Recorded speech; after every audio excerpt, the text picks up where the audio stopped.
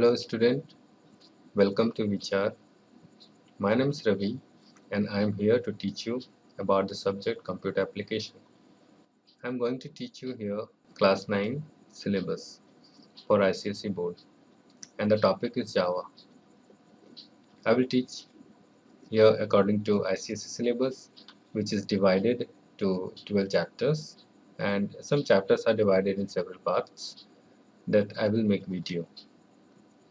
In this video, I will start chapter 1, that is Introduction to OPS Concept.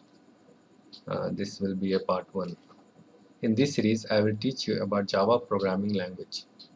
The book I will prefer here is Computer Application for Class 9, which is written by Sumita Arora. Platform I will use, that is BlueJ, and language that will be mix up of Hindi and English. Before we start, first we have to learn about some terms of Java. Okay. So these are the basic terms, okay, that you should know. First one is a program. So what is a program? A program is a set of instructions that tells the computer what to do. Okay, that means computer. We know that computer does not do everything by itself. Okay, so whatever computer do or does is that it follows the instructions. Okay, because computer does not have its own brain.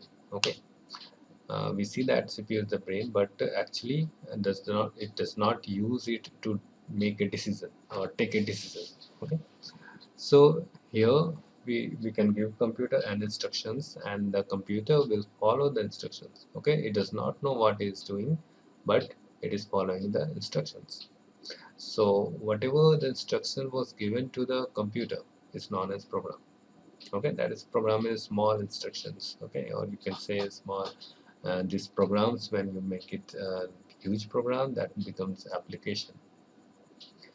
The next is programming, the process of writing specific instructions in a programming language, that is known as programming. Okay, so whenever we are writing a code in Java, that is known as Java programming.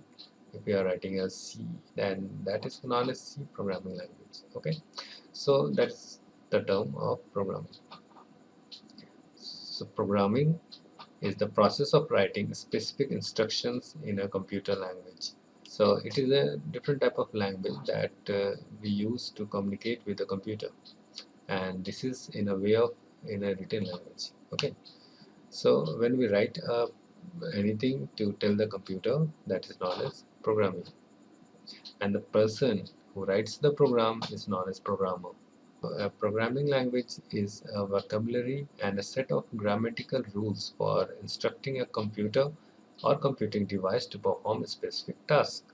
Okay, that means the programming language is specially designed language. Okay, that means so whenever we want to talk to or we want to communicate with the computer, we have to use this language, and this language comes with a specific rules. Okay, and which you will learn in this Java. Okay, when you are learning this Java, that means you will have to follow the specific rules. Okay, to do some task. Okay, so programming language एक तरह से समझ सकते हो कि एक ऐसा language है जो कि एक रूल पे बंधा हुआ है। ठीक है, इसके अंदर रूल्स है लिखने का। हम लोग प्रोग्राम बोल के नहीं करते हैं, हम लोग प्रोग्राम लिखते हैं, और जब हम प्रोग्राम लिखते हैं तो लिखने का तरीका होता है। ठीक है, क्योंकि कंप्यूटर के पास इतना भी ब्रेन नहीं है कि अगर हम एक हल्का सा भी स्पेलिंग मिस्टेक कर ले तो वो समझ जाए, क्योंकि एक छोटा सा डॉट भी अगर छूट जाता है तो कंप्यूटर में कंप्लेन करने लग जाता है कि उसको समझ में नहीं आ रहा है। Okay, so that is why we have to write a programming language, we have to follow certain rules, okay, and we can not skip the rules, okay, that you have to keep in mind. So first we will learn about the types of programming language. There are two types of programming language. One is the low level language and the high level language. Low level language, that you can easily say that it is very low. That means it is directly understood by the machine. Okay, so these are the machine oriented and require extensive knowledge of computer circuitry. Okay, and for example, this is machine language and assembly language. Okay, so here can understand that low level language. Okay, low level language होता क्या है अभी समझ। Low level language वैसा language होता है जिसको machine directly समझता है। ठीक है, उसके लिए बहुत ज़्यादा उसको समझाने का ज़रूरत नहीं पड़ता है। ठीक है, सबसे ज़्यादा तो मशीन लैंग्वेज ये एक ऐसा मैंने इकलौता लैंग्वेज है जिसको मशीन समझता है। ठीक है, मशीन लैंग्वेज। असेंबली लैंग्वेज थोड़ा सा उससे ऊपर होता है, जो कि मशीन से थोड़ा सा हटके होता है, जो हल्का सा ह्यूमन साइड होता है। ठीक है, मशीन लैंग्वेज तो ऑलरेडी पता होगा कि वो सिर्फ ज़ीरोस एंड वंस होते हैं। ज़ीरो और वन से कंप्यूटर काम करता है। कंप्यूटर को कुछ भी समझ में नहीं आता है, वो क्या करता है, बस सर्किट को फॉलो करता है। जो भी सर्किट डिज़ाइन किया गया है जिसमें करंट फ्लो हो रहा है, बस वो फ्लो करता रहता है और कुछ ना कुछ उसी के अकॉर्डिंग टास्क हो जाता है। ठीक है, यहाँ पे क्या होता है कि स्विचिंग का काम होता है। जो एक कंप्यूटर का हार्डवेयर होता है उसके अंदर बहुत सारे स्विचेस लगे होते हैं। एक एग्जांपल के लिए मान लो एक छोटे से घर में एक बल्ब है, उसको हम लोग क्या कर सकते हैं, कंट्रोल कर सकते हैं। कैसे? या तो ऑन करेंगे या ऑफ करेंगे, और उस ऑन और ऑफ के लिए हमारे पास स्विच होते हैं। ठीक है, बस सिमिलर वे कंप्यूटर के अंदर भी बहुत सारे स्विचेस होते हैं। ठीक है, लेकिन उस स्विचेस को हम लोग कंट्रोल नहीं करते हैं हाथ से, वो स्विचेस को ऑटोमेटिकली कंट्रोल किया जाता है। ठीक है, ये स्विचेस कंट्रोल कैसे होता है, तो इन्हीं सॉफ्टवेयर के जरिए वो कंट्रोल होता है। ठीक है, और ये सॉफ्टवेयर बनता कैसे है, तो ये सॉफ्टवेयर हम लोग प्रोग्रामिंग लैंग्वेज के थ्रू बनाते हैं। ठीक है, यहाँ पे मशीन लेवल लैंग्वेज जो होता है वो ज़ीरो और वन पे बेस्ड होता है। यानी कि अगर हम लोग मशीन लैंग्वेज कर रहे हैं तो हम लोग को ज़ीरो और वन में कंप्यूटर को इंस्ट्रक्शन देना होता है। ज़ीरो और वन कंप्यूटर बहुत ईजिली वे में समझता है और वो तुरंत काम कर देता है मेरा। लेकिन ज़ीरो और वन ह्यूमन के लिए बहुत डिफ़िकल्ट होता है, क्योंकि एक हल्का सा भी मिस्टेक्स हमारा आउटपुट या हमारा रिज़ल्ट को बदल देता है, या हमारे एक्सपेक्टेड रिज़ल्ट नहीं आते। ठीक है, तो इस वजह से हम लोग मशीन लैंग्वेज को स्टार्टिंग में शुरू हुआ था, बट उस पर सब कोई को इतना वो मतलब बहुत बोरिंग लैंग्वेज होता है। ठीक है, ज़ीरो और वन, उसके अलावा कुछ नहीं, बस ज़ीरो वन लिख रहे हो, कैसा होगा। इसीलिए हम लोग फिर धीरे धीरे लैंग्वेज को ह्यूमन साइड में कन्वर्ट करने लगे। ठीक है, ताकि ह्यूमन के लिए ईजी हो। ठीक है, मशीन के लिए तो हम आसान बना लेंगे किसी भी तरीके से, बट ह्यूमन के लिए आसान होगा, तभी उसमें आगे प्रोग्रेस हो पाएगा। ठीक है, इस वजह से उस लो लेवल लैंग्वेज को फिर थोड़ा सा और मॉडिफाई किया गया जब आया हमारा असेंबली लैंग्वेज। असेंबली लैंग्वेज में क्या हो गया कि वो जो छोटे छोटे बिट्स होते थे, ठीक है, ज़ीरोस एंड वंस, वो ज़ीरोस एंड वंस को कंबाइन करके एक फॉर्म बनाया गया। जैसे कि मान लो कि दो नंबर को ऐड करना है, तो कंप्यूटर में हम लोग ऐड का भी कमांड देने के लिए ज़ीरोस और वंस में ही देंगे।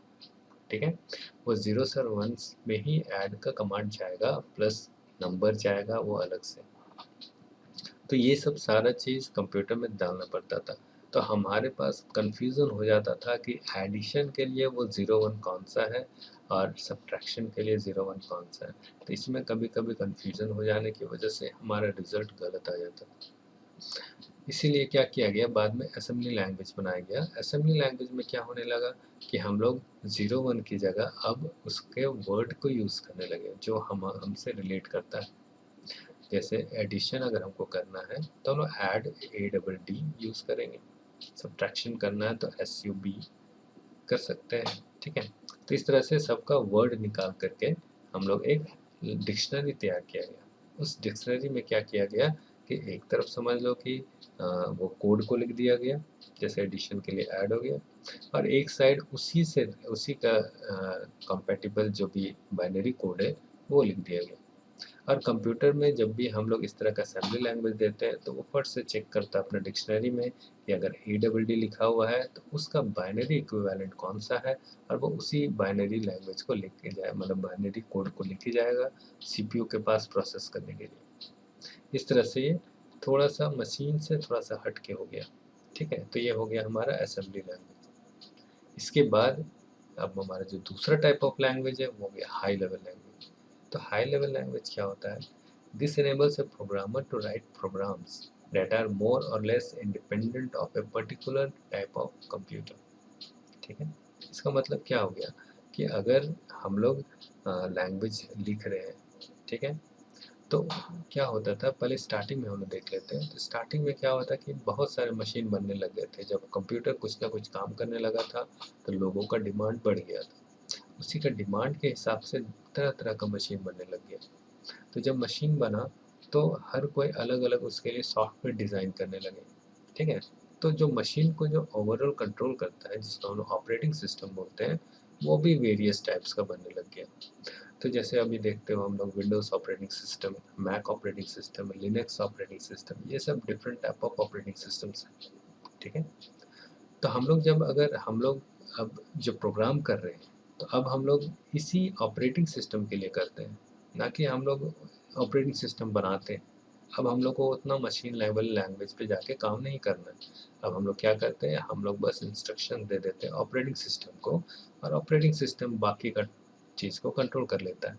जैसे इनपुट कैसे होगा, आउटपुट कैसे होगा, वो सारा चीज़ अब ऑपरेटिंग सिस्टम कंट्रोल करता है, ठीक है, वो हार्डवेयर लेवल पे करता है। लेकिन हम लोग को जब इस तरह का प्रोग्रामिंग लैंग्वेज अभी सीखोगे जैसे जावा, तो इससे हम लोग मशीन को कंट्रोल नहीं करते हैं, हम लोग ऑपरेटिंग सिस्टम्स को अपना इंस्ट्रक्शन दे देते हैं। ऑपरेटिंग सिस्टम उसको प्रोसेस हमारे लिए कर देता है, ठीक है, क्योंकि खुद पता होगा अगर ऑपरेटिंग सिस्टम पढ़े होंगे तो वो एक तरह का प्लेटफॉर्म बनाता है जिसमें कोई भी तरह का एप्लीकेशन रन करता है, ठीक है। तो हमारा भी जो प्रोग्रामिंग लैंग्वेज होगा वो एप्लीकेशन को ही डेवलप करेगा, ठीक है। अब यहाँ पे आता है कि ये मशीन इंडिपेंडेंस कैसे हुआ। तो क्या हो गया कि स्टार्टिंग में जब बहुत सारे डिफरेंट डिफरेंट सॉफ्टवेयर बनाने लग गए, तो वो सॉफ्टवेयर स्पेसिफिक सिस्टम के लिए ही बनने लगा, ठीक है। जैसे कि अगर हम कोई डिज़ाइन किए कोई सॉफ्टवेयर, वो सॉफ्टवेयर विंडोज़ के लिए बना दिए, तो वो विंडोज़ में ही रन करेगा। विंडोज़ का सॉफ्टवेयर लिनक्स में या मैक में रन करेगा ही नहीं, ठीक है। अब इससे क्या हो गया कि लोगों का थोड़ा-सा एक होता है कि अगर हम इस सिस्टम के लिए बनाए तो दूसरे सिस्टम जो यूज़ कर रहे हैं मैक, वो भी चाहते हैं हमारा सॉफ्टवेयर यूज़ करना, तो वो मजबूर हो जाते हैं क्योंकि उनके पास कोई ऑप्शन नहीं है, ठीक है।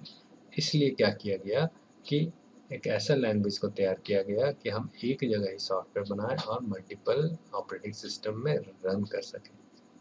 तब कॉन्सेप्ट आया मशीन इंडिपेंडेंस का, ठीक है। जो हमारा जावा मशीन इंडिपेंडेंस होता है, वो कैसे होता है वो हम लोग आगे सीखेंगे आगे के लेसन्स में। अभी के लिए बस इतना समझ लेना है कि जावा एक ऐसा प्लेटफॉर्म इंडिपेंडेंस है, देता है कि हम एक जगह कोडिंग करेंगे और उसको मल्टीपल प्लेटफॉर्म पे रन कर सकते हैं, ठीक है।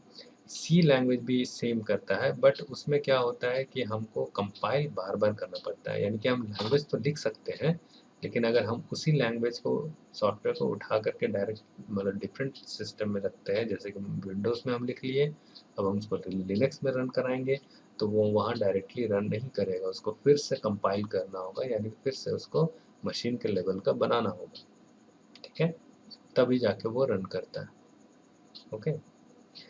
So such languages are considered as high-level language because they are closer to human language and further from machine language. ये human language के नज़दीक रहता है, यानी कि हम लोग इसको आसानी से देख के पढ़ सकते हैं, लेकिन मशीन को ये कुछ भी समझ में नहीं आता, इसीलिए हम लोग को डिफरेंट कंपाइलर या इस तरह का सॉफ्टवेयर का जरूरत पड़ता है जो हमारा लैंग्वेज को कन्वर्ट करता है, ट्रांसलेट करता है, यानी हम लोग को एक ट्रांसलेटर का ज़रूरत पड़ता है, ओके।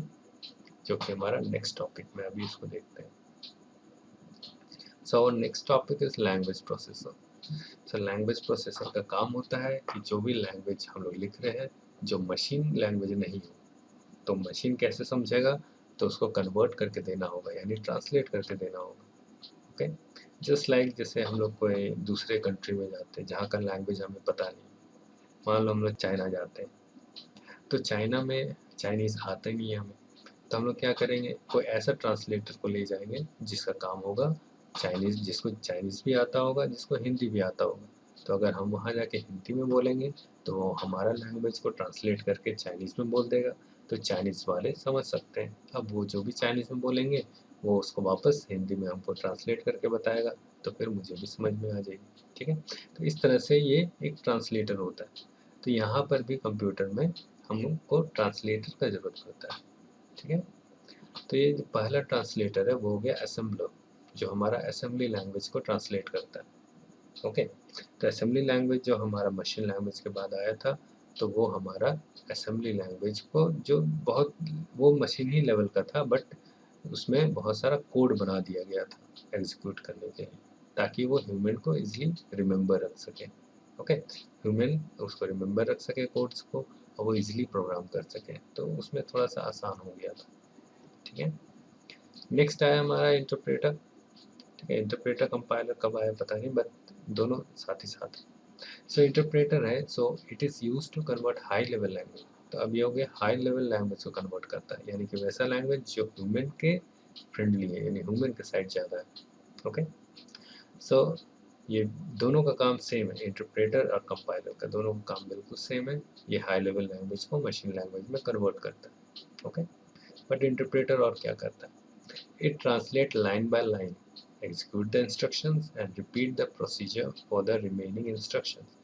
तो इंटरप्रेटर क्या करता है कि वो ट्रांसलेट करता है लाइन बाय लाइन।